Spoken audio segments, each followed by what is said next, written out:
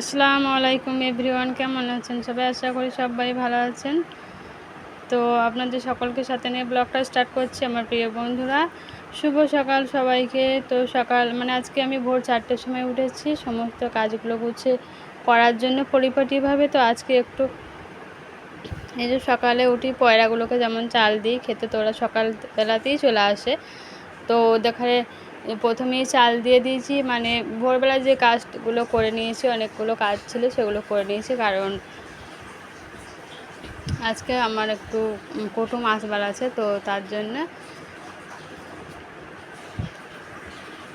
তো পরিপাটিভাবে কাজগুলো গুছিয়ে করে নেওয়া হয়েছে। সকালেই চাটা বসে দিয়েছি আর চা খেয়ে নেওয়া সমস্ত রান্নার জোগাড়টা করে নিয়েছি। বাসি কাজ যেটা করা হয় সেটা মতো ভোরবেলাতেই করে নিতে হয়েছে। আর এই যে তারপরে আটা মেখে তরকারি জোগাড় করে নিয়েছি, রান্না কাটাকুটি সব একলা হাতে করে নিলাম।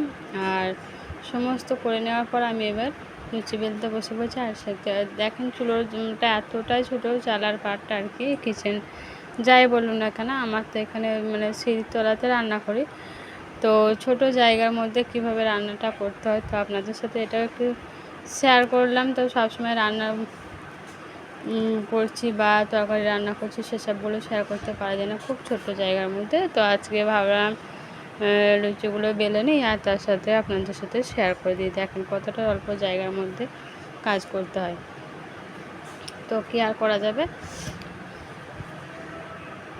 তো যেটা বলছিলাম, তো কুটুম আসবে আর তার জন্যে এত তাড়াহুড়ো করে সমস্ত রান্না বান্না করা আর একলা হাতে।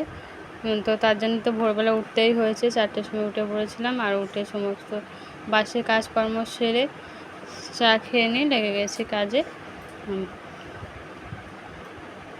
তো এরপর লুচি ভেজে দিয়ে এগুলো করার পর আবার তরকারি করতে হবে, তো তারও জোগাড় করা আছে, ওগুলো করে নেব। আর কি বলুন তো, একলা একটু যে কোনো কাজে একলা করতে গেলে একটু দেরি হয়, তো তার জন্যই আমি আরও সকালে করে উঠে সমস্ত গুছিয়ে করে নেওয়ার চেষ্টা করেছি। তো সব কিছু ঠিকঠাকভাবেই আমার হয়ে গিয়েছে। 8টার মধ্যে আমার লুচি ঘুগনি তরকারি করা হয়েছে, লুচি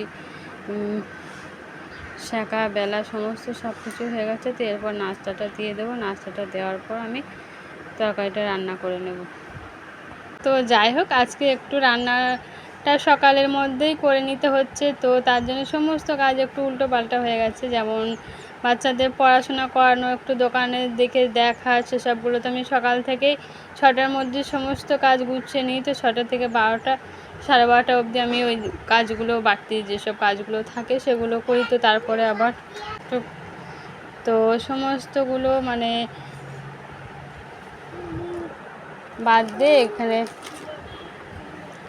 বসে পড়েছি লুচি বেলা শেখা এসবগুলো করতে, আর রান্নার যেগুলো যা করতে হয় সে সমস্ত সব কিছু একসাথে। তো একলা হাতে করছি, বারবারই আমি বলছি যে একলা হাতে, কারণ আমার মতন হয়তো অনেকেই একলা হাতে কাজ করে, তো আমি একা না, সবার ক্ষেত্রেই কষ্ট হয়, তাই না? সারাদিন একলা হাতে কাজগুলো করলে অনেকটাই দিনের শেষে একটু হলেও ক্লান্তি আসে, তো সেটাই আর কি বারবার বলছি। আর গুছিয়ে একটা কাজ করার, একটা এলোমেলো করে কাজ করার মধ্যে অনেকটাই পার্থক্য আছে। গুছিয়ে কাজ করলে দেখবেন অনেকটা অল্প টাইমে অনেক বেশি কাজ করা হয়, কিন্তু সেভাবে আমি কাজগুলো করি।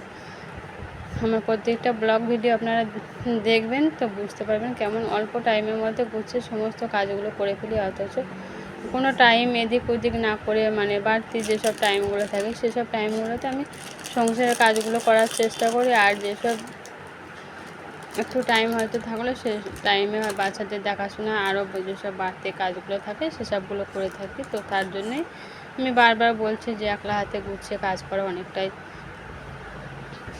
ধৈর্য ধরেও করতে পারবো, বুদ্ধি খাটিয়ে করতে হবে, তাহলে আমরা সবটা একলা হাতে সব কিছু করে ফেলতে পারবো, তো তা না হলে পারবো না। তো সেটা একটা গৃহিণী চেষ্টা করলেই পারে।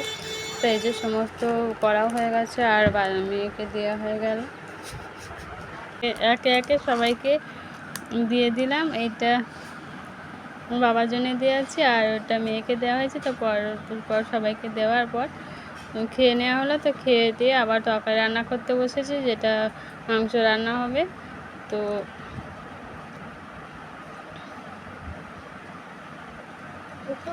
এভাবে গুছিয়ে কাজগুলো করলে অনেক তাড়াতাড়ি কাজগুলো হয়ে যায়। যে মাংস রান্না প্রায় কমপ্লিট হয়ে এসেছে।